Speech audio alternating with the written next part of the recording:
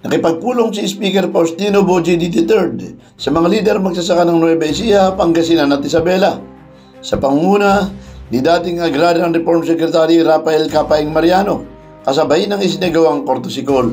Sa naturang pulong ay tinalakay ang crop insurance and livelihood support programs. Pinagtibay ni D ang kanyang commitment sa pagsusulong para sa kaigihan ng magsasakang Pilipino. Tiniyak din ito ang buong suporta na laging bukas ang pinto ng Kamara sa sektor ng agrikultura at iba pang marginalized group. Ayon sa grupo ng mga magsasaka, ito ang unang pagkakataon na nakapasok sila sa tanggapan ng Speaker at personal na nakaharap ang incumbent House Speaker.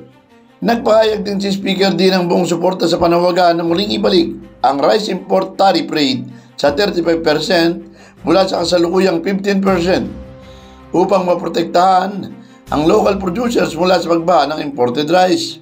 Una nang inihayag ni D na makakatanggap ng direktang cash assistance ang may 1 milyong magsasaka na nakapaloob sa 2026 national budget.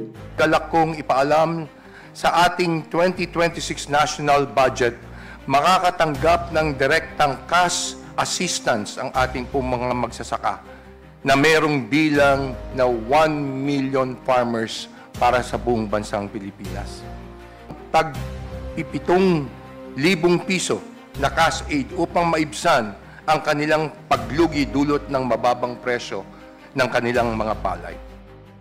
Felix Tambongo, The Observer News, DWRB 103.9 News FM.